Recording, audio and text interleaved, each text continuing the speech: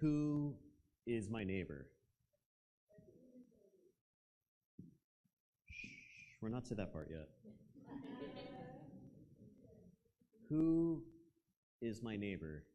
The lawyer asked, seeking to justify himself. Why? Why would he seek to justify himself?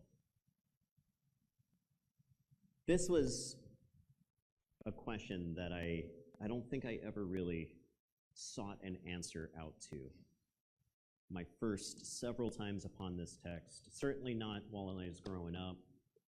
While I heard this message plenty of times, this text many times, I think there was a piece missing, and that is the way that love manifested in this extremely communally concerned society. And that's something where before we can talk about who my neighbor is, we need to talk about what it means to love somebody, at least according to this lawyer. Because that tells us why he was seeking to justify himself. We're so familiar with this passage that I think, we know the Good Samaritan's a good story. It may be our favorite story. It may be the most familiar story of Jesus, right? But I think we keep missing the point as Christians. So, basic, love. Who is my neighbor? Why? Why is this a problem for him? Why does Jesus have to get into this story? Because in their world, if you say you love somebody, you act like you love somebody. It shows up in your actions. It's not just a thought you have. It's not just an emotion you feel. It's an obligation to the well-being of this other person. It's a commitment. If you say, I love God, it's going to show up in your actions, right? But if you say you love your spouse, your partner, well, that should also show up in your actions. It's not just a statement of I love Stephanie. I feel very warmly towards Stephanie. I have a lot of like for Stephanie. That is important, but that's not the focus. If I love Stephanie, I act for Stephanie's well-being. I treat her with respect. We have to talk about what exactly is best for our relationship, for her, for our family, all of that. If I love my kids and I actively hurt my kids, I'm not acting like I love them, right? We get that? The act of hurting my children is inconsistent with my commitment to love them. I know we're getting into some complicated territory because we can all think of parents and children who love each other, they have this commitment to one another, and yet they act oppositionally at times, right? But the commitment is for the well-being of another person. If you love your child, and yet when they come out to you, you kick them out of the house. You may like your child. You may feel very fondly towards your child. You may even have a lot of wants for that child. But the way you're acting is not with love in that moment, right?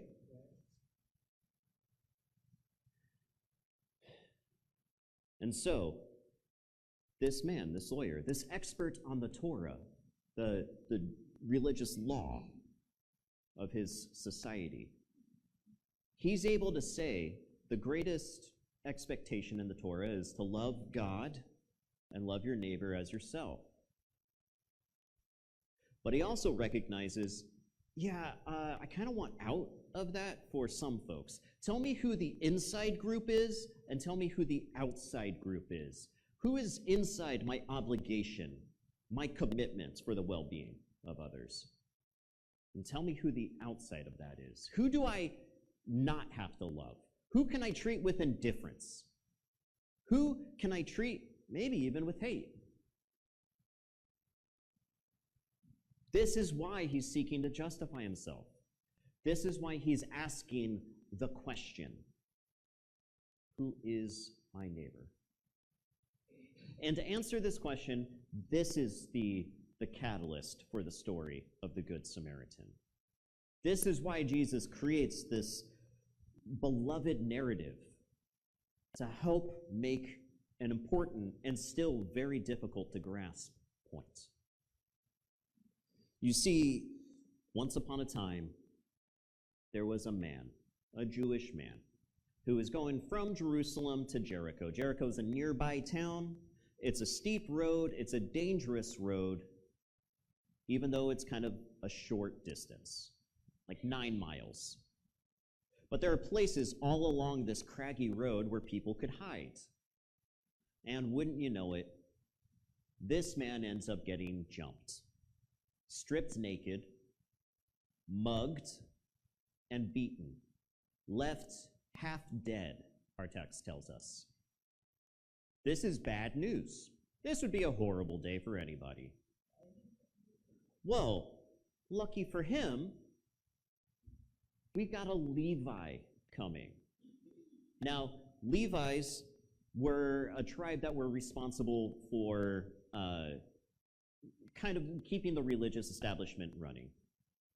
Priests came from the tribe of Levi, but you also have people from that group who would take care of duties when they were called upon to do so. They were part of like the religious aristocracy. So, I mean, this is good news for this man, right? You've got a Levite. He comes along, the man, he sees him, but he crosses to the other side of the road and keeps on walking. Doesn't he know the Torah? What's his deal? He must have some really important business to get to. I mean, who can fault this guy? This is a dangerous road. So he keeps on going. Well, then a priest comes upon the man. Surely this religious leader, this person who keeps the temple going, the preeminent religious institution, surely he is going to do the right thing, right? No, he doesn't. He crosses to the other side of the road and he keeps on walking. I mean, who could blame him? It's a dangerous road. He's on the road for a reason. He must have some business he needs to attend to. What if it's temple business? I mean, what if he's inconvenienced from doing something really important? Then a Samaritan man is walking down the road, and he comes upon the man. This is the first time in the book of Luke that we encounter Samaritans. And this ends up becoming important later on, not just in Luke, but in the book of Acts. So we got to get a little bit of background here. The Samaritans and the Jewish people, they were to have no dealings with each other, other texts tell us. Okay, so the Samaritans were the closest thing to like a kin group that the Jewish people have. Many of them, all of them, were the descendants of the Israelites who were conquered by the Assyrians. But the Assyrians also took other people they had conquered, forced them into the land of Israel, and they intermixed. This is not unlike the American reservation system, where we took many nations, forced them onto reservations, regardless of their affinity to each other, and they just had to make it work. This was an evil practice. It's one we still see the fruit of today. So you've got the Samaritans. They're related, but they're different. They're close, but not quite. And they practice a form of religion, which the Jewish people saw as aberrant. It was the closest thing to their religion, but it differed just enough. We see a similar thing with us today, right? I was in a church once, a conservative Christian megachurch, and we have a lot of similarity. We have roots with each other. And the pastor of that church said he prays that the very earth underneath us swallows us up. Sometimes it's when you just differ by degrees from another group that you find the most vitriol, right? Yeah, we've got some shared roots, but you're different just so. Ugh. So the Samaritans and the Jewish people, they also had a history of wrongdoing that they could cite. And so, as far as they could help it, they tried to have as little to do with each other as they could. But this man, he comes across this Jewish person lying on the side of the road. Is he concerned about the business he's got to go attend to? The reason why he's even traveling? Is he concerned about the danger on this road? Is the first thing on his mind, hey, what if this is a Jewish man and we're supposed to be enemies? Our text tells us that he is compelled with compassion for the man. He sees the half-dead, naked body of a fellow human being who needs help. So he cleans the man's wounds, bandages them, puts them on his horse, and they continue on into town. He goes to an inn, pays for the man to stay for a few days, and he tells the innkeeper, let him stay as long as he needs to recover. Put it on my line of credit, and when I come back, I'll take care of it. And that's when Jesus asks the lawyer, which of these men was a neighbor to the man who was mugged? The Good Samaritan. The Samaritan. It was the neighbor. We keep telling this story because it is powerful and compelling, and it's also the expectation that we have, and one that we keep running away from in popular Christianity. It's a lot easier for me to say, well, I love my neighbor, all my neighbors, because I'm a good Christian person, and that's what I'm supposed to do, and I read this story, so I know. But I'm also going to seek to harm my neighbor because that doesn't mean that I don't like them. I want them to be okay. I just don't respect them or empathize with their lived experiences. But, I love them. And this story stands staring us in the face saying, you don't, though. You don't. You just don't. You may say you do, but the way we treat other people, if it happens to be with animosity, if it happens to be with indifference, that's not love. That's not love. Who is my neighbor? It's anyone in need. It's anyone in need. Who am I neighbor to? Anyone in need. Everyone around us. And so we ask, who am I justified in not loving? No one. You can't get away out of it. We're obligated to each other's well-being. And it goes beyond these walls.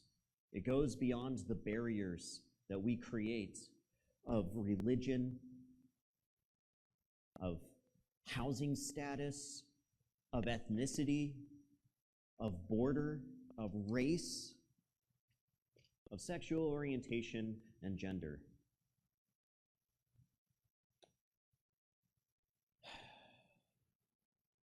This last week, I heard Musk claim that empathy is a bug of Western civilization.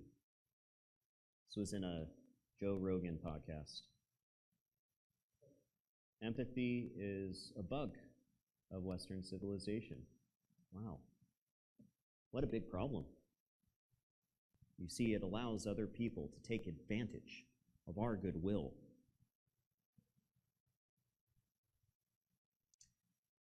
Empathy is not the bug. Empathy is a feature. The man is compelled with compassion to take care of the Good Samaritan, to take care of the Jewish person. What makes the Good Samaritan good? Empathy. Concern for another person who's not him, in spite of the potential danger to him, in spite of the cost to him. If empathy is a bug, then love is a bug. And if love is a bug, if that's how we truly feel, then we may profess to follow Christ, but we absolutely don't. 1 John calls God's love, in and of itself, love. And that's one of my favorite depictions of God. Not that the essence of God is love, not that God is filled with love, but that God is love itself. And that compels me to keep going. I know this moment is rough. And we see people of goodwill being punished. And we see neighbors in need being crushed. And we may ask ourselves, well, what do we do? When do I get to turn my eyes away from the struggles of my neighbors?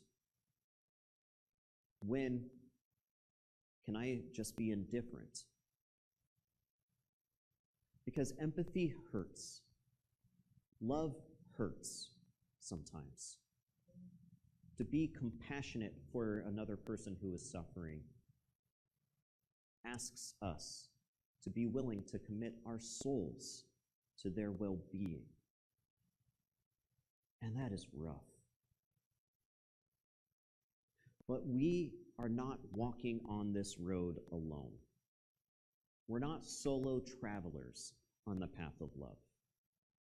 We're surrounded with one another, with other good-hearted neighbors. This is not a solo struggle. And this is not something that I think the community was ever supposed to do by itself. We were always supposed to do this work of love together.